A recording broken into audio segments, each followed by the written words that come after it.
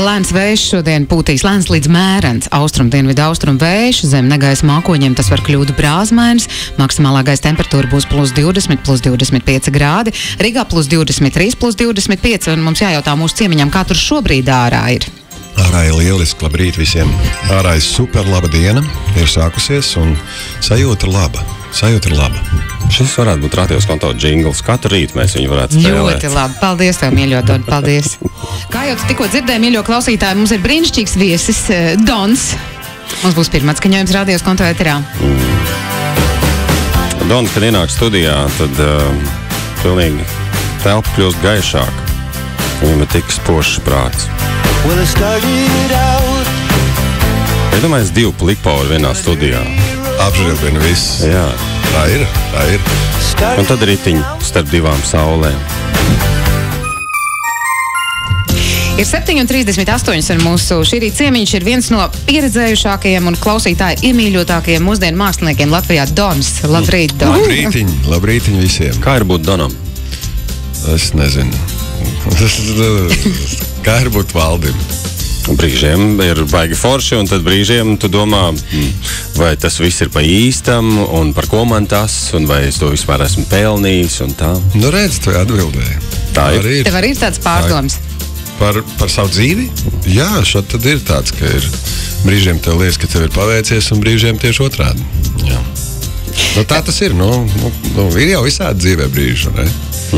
Citādi nebūtu par ko rakstīt, vai ne? Citādi nebūtu, jā, vajag tās sāpes, lai tām, vismaz man vajag. Es tā cenšos iztēloties, teiksim, visādi scenārijas tur, jā, par ko rakstīt, vai ne, bet, daudz kur es liek iekšā to, ko pats piedzīvot. Tad ir tā. Tev ir bijis dzīvē tā, ka kādreiz tā sirds sāp tā, ka fiziski sāp? Jā, protams, absolūti. Tas ir, un tas jau arī sāp fiziski. Jo tur taču izstrādās smadzenes visu to, ja, un viņi parāda, un tad tas kortizols ceļās, un tad tev sāp, un krūtis spiež, un tā tas ir, jā. Un tad tu nolēmi, ka nekad vairs? Jā, bet tad mēs mainām domas, un atkal iekrītam tajās pašās lamatās, un tā tas augšā lejā notiek visu laiku, un ko darīt? Tāds filozofisks pārdoms mums trešdienas rītā. Par to paveikšanos runājot, šodien tiešām paveicies ar visiem Dona mūzikas mīļotājiem, tavs daļrads mīļotājiem, jo mēs tūlīt pat piedzīvosim kādas dziesmas pirmatskaņojumu. Un dziesma jau rīt, vai tā ir arī ar sāpi tapusi? Jau rīt dziesma, es teiktu, ka tās priecīgās jau nāk ar to skumjo sajūtu iekšā. Un dziesmas aizsākumu vispār meklējumu, es noskatījos filmu par Avicii. Netflixā tur tāds stāsts ir ļoti skarbs tāds un patiess, un tas man tā aizķēra, un tad, kad biju Berlīnē, es Kimam, kurš ir arī dziesmas līdzautors un producents, es viņam saku, klausies, tu esi zviedrs, tev ir superīgs tautietis bijis blakus, jā, kādu laiku, un vajag to sajūtu no viņa arī paņemt, un Avicii tas ir pirmais, kas aizsāk šo, un tad mēs pēc tam jau es atvedu to dziesmas tā kā sagatavā atpakaļ uz Rīgu un ar Miku Frišfeldu pabeidzām. Un te viņi ir, te tā dziesma klāt. Avicii ir mākslinieks, kurš radīja brīnišķīgu mūziku un bija vesels paaudzes elks, un tad vienā brīdī tu saproti, ka viņš ir ar kaut ko cīnījies un beigās neticis galā. Un neviens par to pat varbūt nenojaut. Jā, man tā pēc tās filmas vēl Instagramā izlec tāda bilde, kur Robins Viljams, aktieris un tāda viņa frāzīte, viņš teica, esiet laipni viens pret otru, jo jūs nekad nezināt, ar ko tas otrs cīnās patiesībā.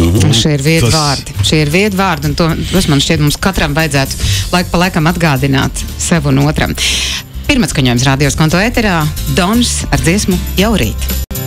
Radios konto. Radios konto. Ļoti priecīga dziesma ar tādu country vaibiņu, ja tā var teikt. Bet redneks kādreiz bija tāds. Jā. Karnaiģo. Arī zviedri, vai ne? Un Navičī zviedri. Nu, tāda ietekme ir jūtama no turienes. Klau, man, Dona, jāatzīstās, es jau paņēmu vakar kalendāru, atvēru nākamā gada augustu un ierakstīju 15. augustā Dona koncerts. Jā, jūs esat ļoti laipni aicināt vēlreiz. Atkal. Un tu aiziet atkal, Dona. Nu, Klau, Don, tu izvēlējies koncertam nosaukumu Tuvums. Tuvums, jā, tas ir. Es piesēdu un domāju, kā lai es vienā vārdā pasaku to sajūtu, kas ir man uz skatuves dziedot. Nu, kā es varētu. Man patīk tā īsti pateikt. Teiksim, garš nosaukums tur. Nu jā, un tad nāca šis vārds. Tuvums. Un tā arī sauksies koncerts un jaunais albums.